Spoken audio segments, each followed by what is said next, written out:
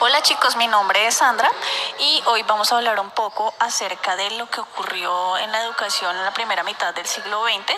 Vamos a hablar también un poco de los filósofos importantes de esa época y para eso nos acompañan mis compañeras Sara Alejandra, María José y Lidy Bon.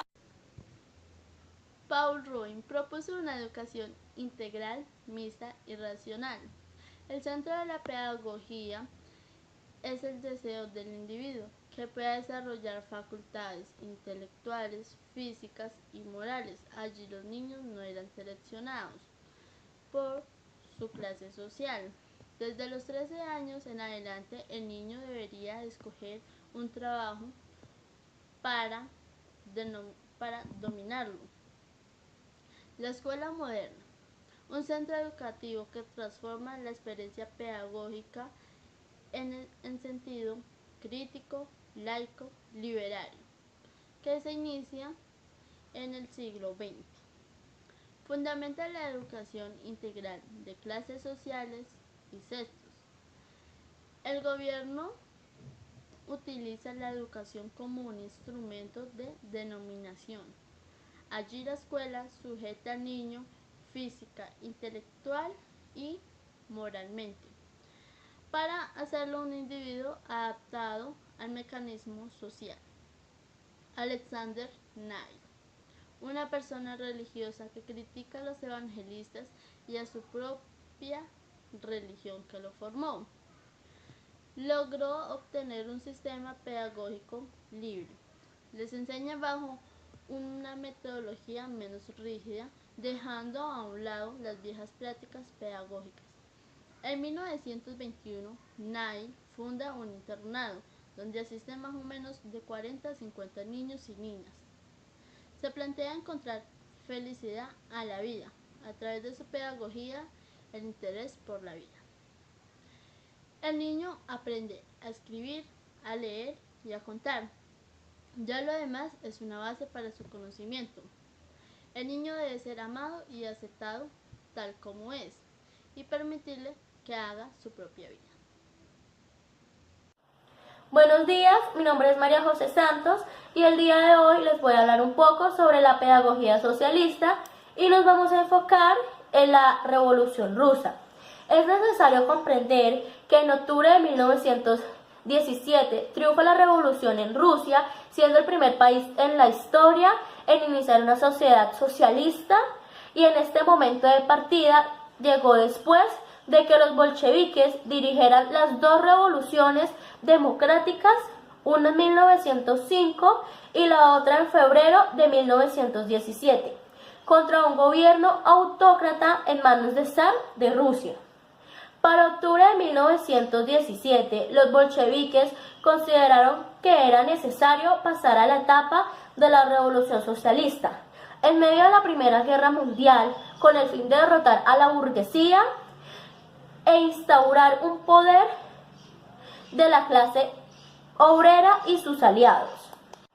Uno de los grandes desafíos que enfrentaba y tenía que resolver el nuevo Estado soviético era el problema de la educación, además de la discusión teórica sobre los métodos, las didácticas, la orientación de la escuela.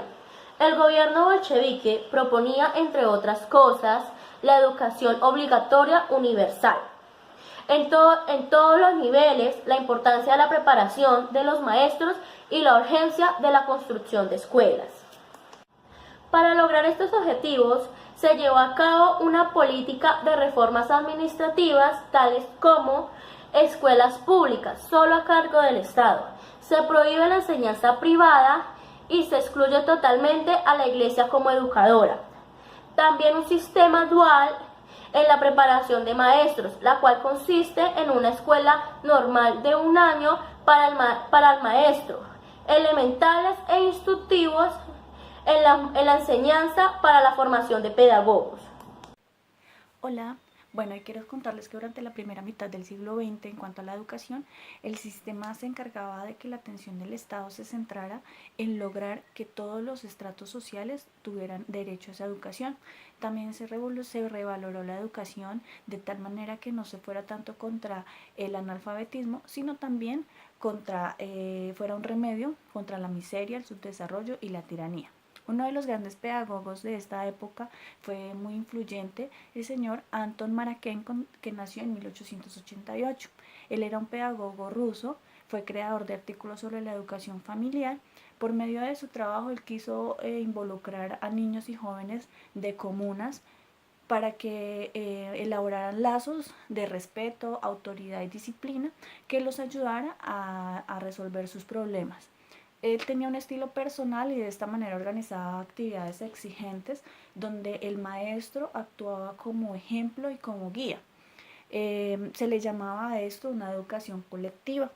Él ayudaba entonces en esta educación, él decía que el grande tenía que ayudar al pequeño en sus deberes y también manifestaba que para cumplir el objetivo todos los integrantes de la colectividad debían trabajar por el bien común. El señor Anton Marakenko manifestaba que la actividad escolar debía estar saturada de juegos, que de esta manera el niño podía aprender de una manera sutil y delicada métodos de formación y organización.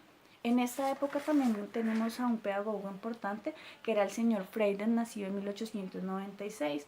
Él era un pedagogo francés, desarrolló una metodología propia puesto que él fue a la guerra y cuando volvió de la guerra se dedicó a ser maestro en una escuela, pero allí se dio cuenta que había muchas cosas que no encajaban en su manera. La mejor manera era en el aire libre, que los niños aprendieran las cosas por sus propias vivencias y él creó entonces algo que se llama teoría práctica, que quiere decir que vamos a llevar lo que vemos en los libros, lo vamos a llevar a la práctica y de esa manera se aprende un poco más de lo que vemos.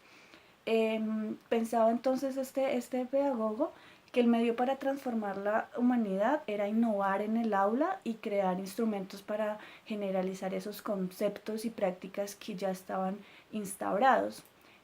Estos fueron los filósofos más importantes al final del siglo XX, porque hubo muchos más, pero pues de ellos es los que les quería comentar hoy en este video. Espero les haya gustado. Mi nombre es Sandra Álvarez, nos veremos en una próxima ocasión.